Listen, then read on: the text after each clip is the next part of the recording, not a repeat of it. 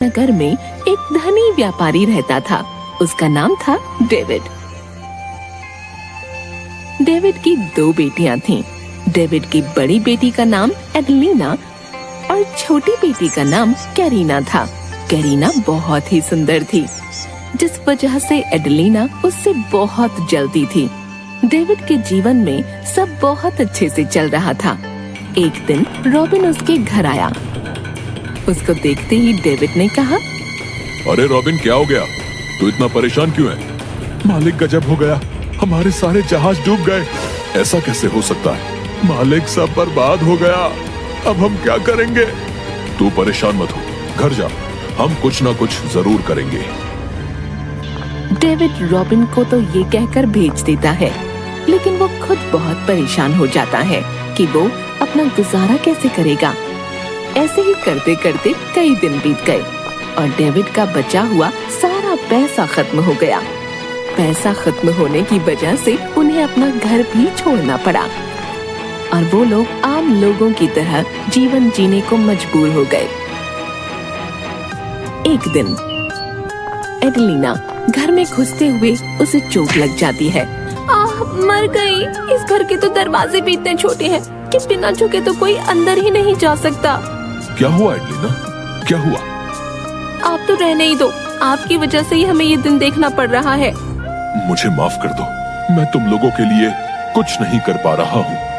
रहने दो, ये सब बोलने की कोई जरूरत नहीं है। एडलिना इसी तरह अपने पिता को भला बुरा कहती रही, लेकिन कैरीना अपने पिता की परेशानी समझती थी और हमेशा उनके साथ खड़ी रहती थी। लेकिन अपनी बड़ी बेटी की ऐसी बातें सुन सुनकर वो तनाव में रहने लगे। एक दिन, दीदी, मैं जंगल जा रही हूँ लकड़ी लाने, आप पिताजी का ध्यान रखना। हाँ हाँ ठीक है, जा और जल्दी आ जाना, खाना भी बनाना है।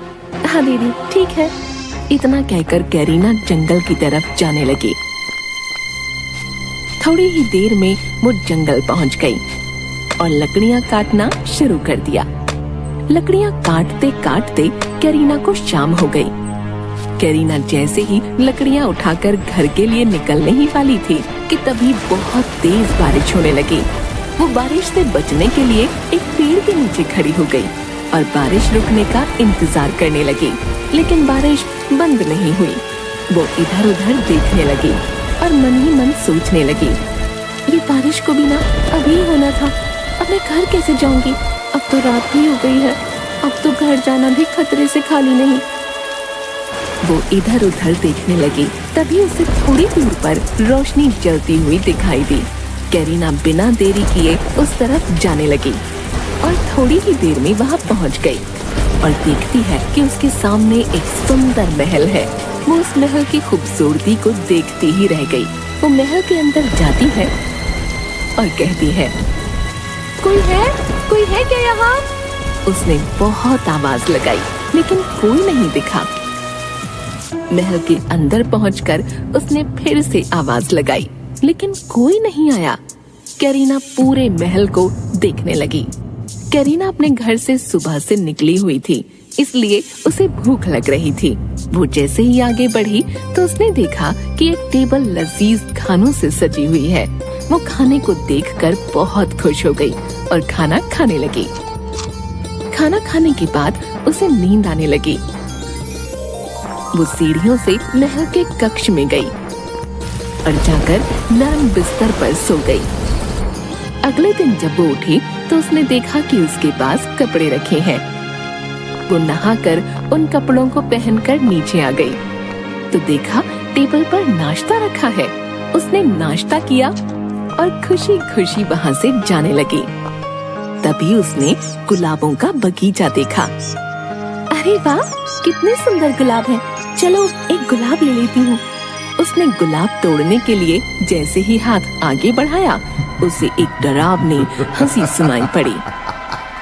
उसने डर के मारे अपने हाथ पीछे खींच लिए और पीछे मुड़कर देखा तो उसके सामने एक राक्षस खड़ा था। तभी उस राक्षस ने कहा, एहसान फरामोश, मैंने तुम्हें इस महल में रहने दिया, खाने के लिए लजीज खाना दिया, सोने के लिए नरम बिस्तर दिया और मेरे इन एहसानों के बदले मुझे धन्यवाद देने के बजाय तुम मेरे बगीचे से फूल चुरा रही हो। अब मैं तुम्हें जीवित नहीं छोड़ूंगा। राक्षस की बातें सुनकर करीना डर गई और रोने लगी। उसने रोते रोते कहा, मुझे माफ कर दो, मैं ऐसा कभी नहीं करूंगी। जैसा कहोगे मैं वैसा करूंगी। करीना रोते हुए बहुत सुंदर लग रही थी। वो राक्षस करीना से अपनी नजर नहीं हटा पा रहा था। तभी उस राक्षस ने कहा, ठीक है, मैं तुम्हारी जान नहीं लूंगा, लेकिन तुम्हें जिंदगी भर इसी महल में रहना होगा। करीना अपनी जान बचाने के लिए हाँ कर देती है। करीना उस राक्षस से बहुत डर रही थी, लेकिन राक्षस का करीना के प्रति व्यवहार बहुत अच्छा था। उसने करीना को बहुत सारे नए कपड़े दिए, गहने दिए। वो उसका बहुत ख्याल रखने लगा, जिससे धीरे धीरे करीना का डर खत्म हो गया। शुरू में राक्षस चुपचाप दूर से करीना को देखा करता था और फिर धीरे धीरे उसने उससे बातें करना शुरू कर दिया। करीना को भी राक्षस से बात करना अच्छा लगने लगा। दिन गुजरते रहे और दोनों बहुत अच्छे दोस्त बन गए। धीरे धीरे राक्षस को करीना से प्यार हो गया। एक दिन उसने करीना से कहा, करीना, मैं तुमसे प्यार करने लगा हूँ। मैं तुमसे शादी करना चाहता हूँ। राक्षस की ये बात सुन करीना सोच में पड़ गई कि वो इस बदसूरत राक्षस से कैसे शादी कर सकती है, लेकिन वो उसकी भावनाओं को भी ठेस नहीं पहुंचाना चाहती थी। उसने बहुत सोचते हुए उत्तर दिया, मैं अभी तुम्हारे इस प्रश्न का उत्तर नहीं दे सकती। राक्षस करीना के मन की बात समझ गया और उसने फिर इस विषय में कभी करीना से कुछ नहीं कहा। दिन गुजरते गए। एक दिन करीना बहुत उदास बैठी थी। करीना को उदास देख राक्षस ने उससे पूछा, क्या हुआ करीना, तुम इतनी उदास क्यों हो? मुझे मेरे घर वालों की बहुत याद आ रही है। राक्षस ने करीना को दुखी देखकर उसे एक जादुई आईना दिया और कहा, इस जादुई आईने में तुम जब चाहो अपने घर वालों को देख सकती हो। करीना ने उस जादुई आईने में देखा कि उसके पिता की तबीयत बहुत खराब है। वो अपने पिता की हालत देख रोने लगी।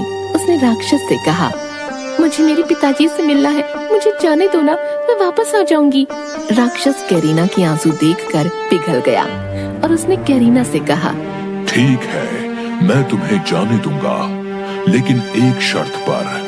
तुम्हें 2 दिन में वापस इस महल में आना होगा। ये लो अंगूठी। जब भी तुम इस अंगूठी को उतारोगी, खुद को तुम इस महल में पाओगी, लेकिन अगर तुम नहीं आई तो मैं मर जाऊंगा। चलो, अब तुम सो जाओ। करीना निश्चिंत होकर सो गई। जब वो अगले दिन उठी तो खुद को उसने अपने पिता के घर पाया। करीना को देखकर उसके पिता बहुत खुश हुए और उससे पूछने लगे कि वो कहाँ थी। करीना ने अपने पिता को सारी बात बताई। अपनी बेटी की खैरियत देखकर उसके पिता की हालत सुधर गई। एक दिन तो निकल गया, लेकिन दूसरे दिन करीना को उस राक्षस की याद आने लगी। उसके पास बस एक ही दिन बचा था। वहीं इधर एडेलिना करीना की खुशी देख नहीं पा रही थी और उसे रोकने के लिए वो रोने का नाटक करने लगी ताकि करीना रुक जाए और महल वापस न जाए और राक्षस को करीना पर गुस्सा आ जाए। करीना एडेलिना को रोता देख बाहर रुक गई। कई दिन बीत गए, लेकिन करीना महल नहीं गई। उसके इंतजार में राक्षस तड़पने लगा। एक रात करीना ने सपना देखा कि राक्षस की मृत्यु हो गई है। ये देखते ही करीना की नींद टूट गई और उसने अंगूठी निकाल दी। उसने जैसे ही अंगूठी निकाली, खुद को उसी महल में पाया। वो नीचे गई तो उसने राक्षस को देखा। राक्षस की हालत बहुत खराब थी। वो मरने की कगार पर था।